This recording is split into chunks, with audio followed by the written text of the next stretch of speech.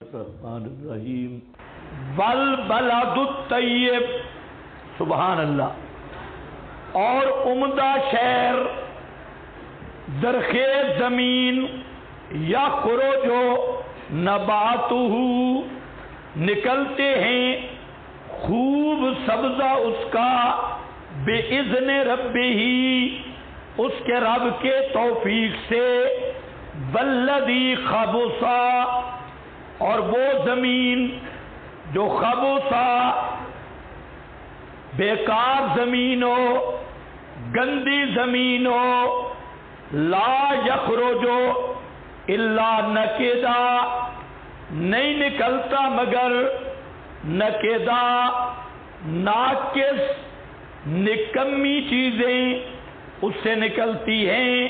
سبحان اللہ، بڑا قرآن بیان کر گیا بھائی۔ یہ ہے اعجاز قرآن، بڑے مسئلے بیان کر گیا۔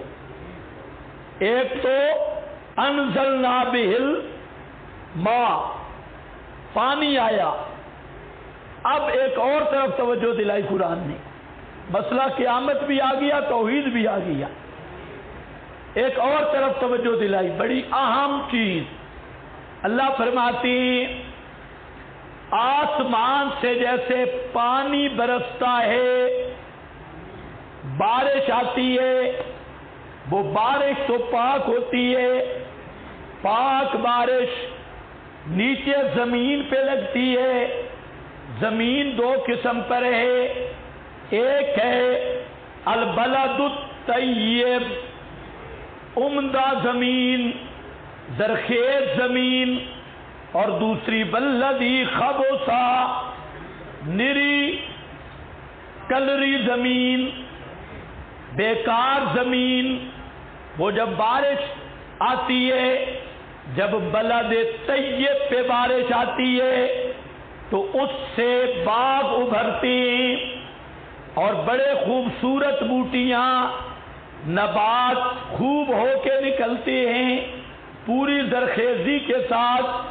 اور وہی بارش جب کلری زمین پہ آتی ہے تو گندی بوٹیاں، نکدا، پہیڑے، گندی گندی بوٹیاں اس سے نکلتی ہیں۔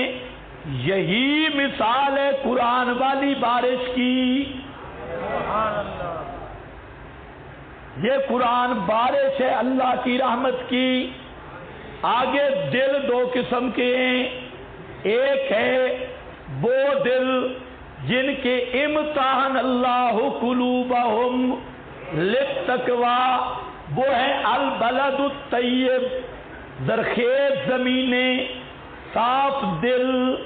اس پر جب یہ بارش پڑی تو اس سے پورا باغ ابھرا، کزرع اخرج شطأہ، وہ پورا باغ کھل گیا۔ اور یہی بارش کے قطرے گندی کلری زمین ابو جہل پر بھی پڑے، لیکن اس سے نہ کیدا، وہی گندی بوٹیاں، بکواسات، خرافات، وہی چیزیں نکلی۔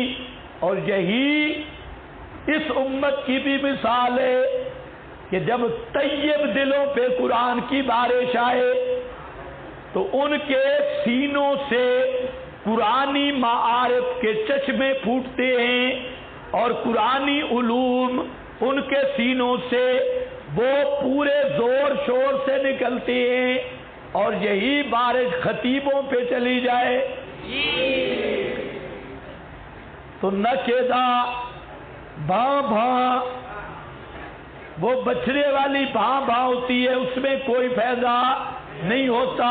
تو اصل بات یہ ہے کہ یہ قرآن کی مثال، اس کے ساتھ وہ ساری حدیثیں ملا لو تو نبی کریم علیہ السلام نے فرمایا کہ میری اس امت کی آپ نے مثال دی زمین کے تین طبقوں کے ساتھ، والبلد الطیب یخرج نباتہ بإذن ربہ، والذی خبث، نیچے لکھا ہے نا والذی پر محرومی، جن کی اصل طبیعتیں کیا ہوتی ہیں؟ خبیث، لا یخرج الا نکدا کذالک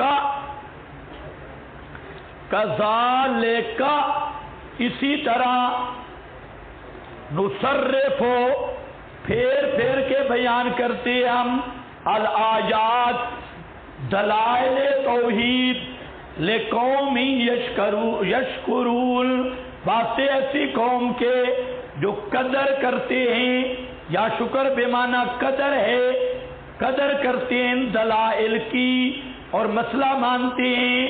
بس بھائی تمہید ختم. اب کسے شروع ہو گئے اور جہاں کسے آ جائیں الحمدللہ سبق جلدی جاتا ہے. ہم بھی کوشش ہی کریں گے. تو یہاں پر دیکھیں اب پہلا قصہ آیا. یہ قصہ تیسرے دعویٰ کے متعلق ہے. تیسرا دعویٰ کیا تھا؟ اثبات التوحید و رد الاشراک. توحید کا اثبات اور شرک کا رد.